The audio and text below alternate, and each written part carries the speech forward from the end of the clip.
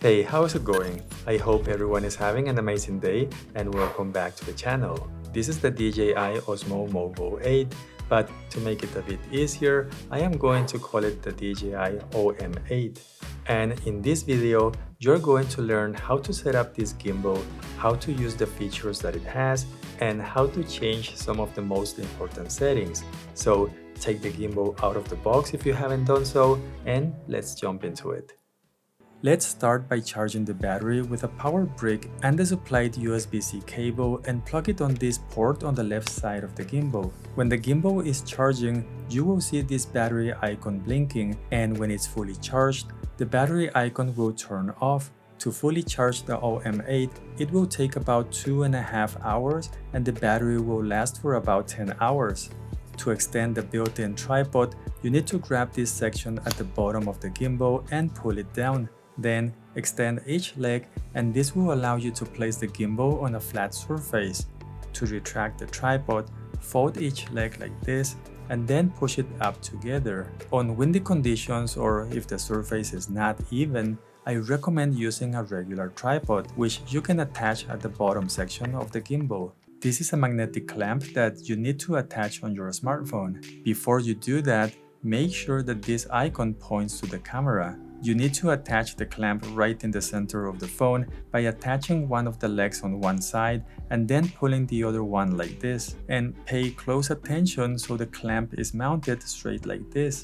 To unfold the gimbal, grab this arm and pull it upward. This will turn the gimbal on and go into a standby mode, waiting for you to attach the magnetic clamp which is holding your phone, and to do so, you need to align these pogo pins with these connectors on the gimbal, or an easy way to remember this is by aligning the DJI logo on the clamp with the one on this motor.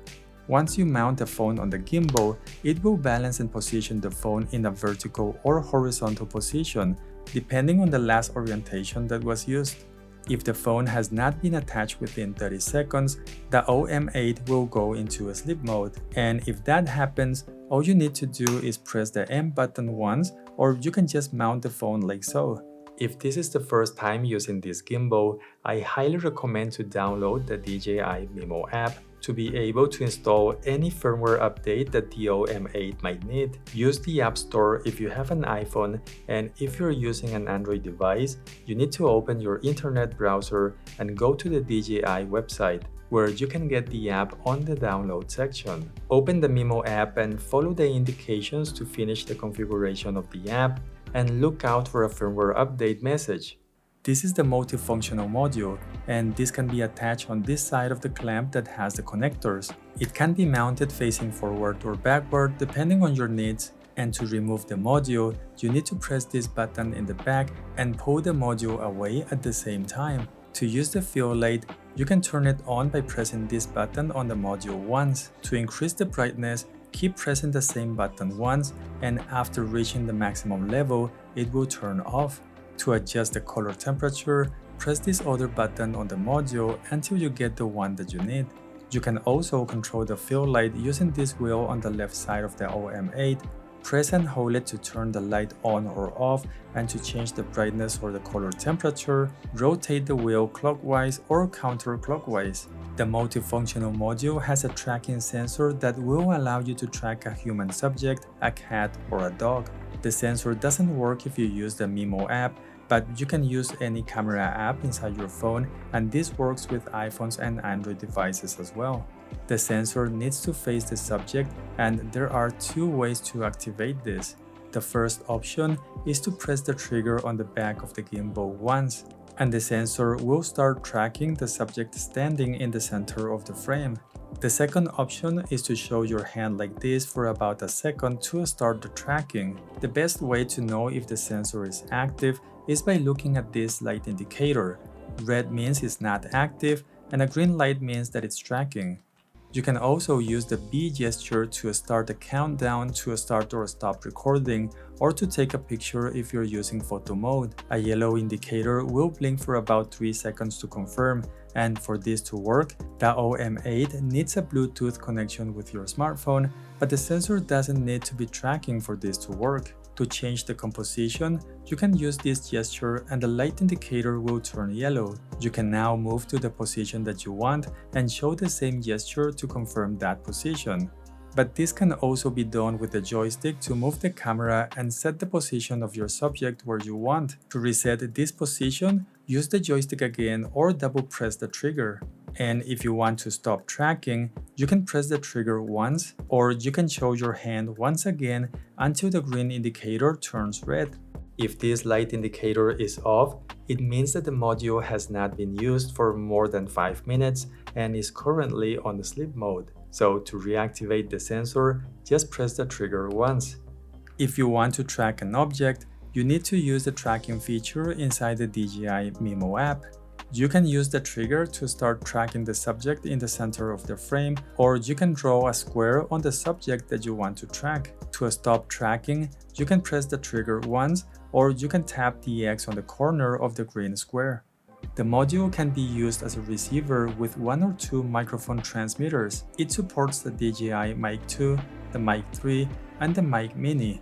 And you need to use this short cable to connect your smartphone to the module, making sure that the tip that has this icon goes on the module side. To pair a transmitter, press and hold this button on the module until these 2 light indicators start flashing rapidly. Turn the transmitter on by pressing the power button for about 2 seconds, and then press and hold the link button for a few seconds until these lights start flashing. The connection is successful when the light indicator on both devices stop flashing. The transmitter will have a solid green or blue color, or yellow if noise cancellation is on, and you can enable or disable that feature by pressing the power button on the transmitter once.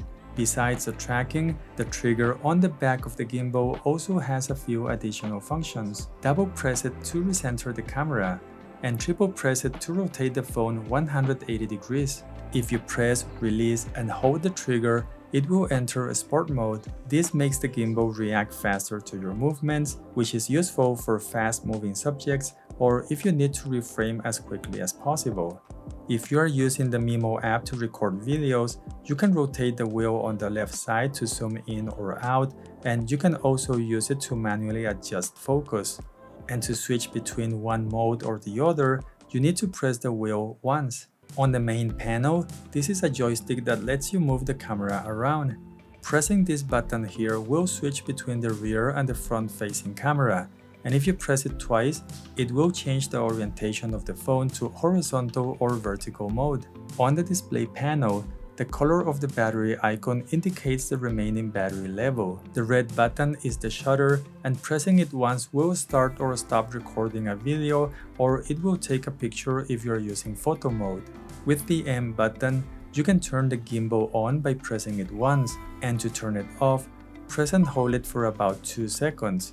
When the gimbal is off and folded, you can press this button once to check the battery level. The M button also allows you to change between the different gimbal modes every time you press it once, and the current mode is indicated on the display with a unique icon. The 4 gimbal modes that you can use are the following. Pan and tilt follow is the default mode, and here the roll axis is going to be locked, so the gimbal will follow your movement when you pan and tilt. This mode is useful to make tilt reveal shots or when you need more freedom in the movement of the gimbal. With pan follow, the tilt and the roll axis are going to be locked, so the gimbal will follow your movement only when you pan left or right. This mode is useful for panning movements, for orbit shots, and it's also ideal for vlogging videos. Using FPV, all 3 axes are unlocked, and they will follow your movement in any direction. This mode is useful for creative shots where you need to have complete freedom in your movements. Spinshot will let you spin the camera around, and here you need to move the joystick to the right to rotate the smartphone clockwise or to the left to rotate counterclockwise. If you want the camera to spin faster or slower, you can change the speed of the joystick inside the menu of the DJI Mimo app. To activate lock mode, you need to press and hold the trigger. In this mode, all 3 axes are locked, so it doesn't matter how you move the gimbal, the camera will always point in the same direction. And this mode is useful for push-in or pull-out movements. To use the extension rod, grab this section of the gimbal and pull the extension up. At the top, you can adjust this hinge to set the angle you need. This extension rod can be useful to show more background when doing selfie videos or to keep a more pleasing distance between you and the camera. The OM8 can be used to capture low-angle shots, and the extension rod can help to get the smartphone closer to the ground. The classic way to do it is to pull the extension rod out and then flip the OM8 clockwise or counterclockwise until the gimbal is upside down. And to go back to the upright position, do the same movement to reset the position of the smartphone. The other way to do this is to select the pan follow mode on the gimbal, then pull the extension rod out and flip the upper section all the way to the back. Now you can lower the gimbal so it's making an angle like this, and then press the trigger 3 times to turn the camera around. You can use the joystick to adjust the angle of the camera, and to start recording, just press the record button. You can use this gimbal to charge the battery on your smartphone by connecting the supplied cable to this USB-C port and then connect the other end to your smartphone. Almost next to that USB-C port, you are going to notice that there is a hole that you can use to mount these counterweights that you can buy when the phone has a heavy lens or filter attached. The DJI OM8 supports tracking with Apple DockKit. To activate this, place your iPhone on the right side of the gimbal until you see this message. Tap the icon to connect and wait for a few seconds for the configuration to finish. Then, you can open the iPhone camera app and the tracking will work automatically when someone enters the frame. When you're using this mode, pressing the trigger once will enable or disable this tracking. Now, regarding this mode, I have to tell you that after testing this for a long time, I highly recommend to use the tracking sensor instead of the DockKit if you want a more reliable tracking. The DJI Mimo app can be used to record videos and change some of the gimbal settings. On the right side, you can select the camera mode that you want to use.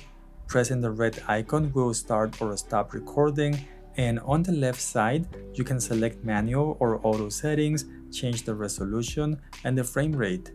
If you want the gimbal to move in a more cinematic way and avoid having sudden movements, you can tap on these 3 dots down here and then tap this icon to open this other menu.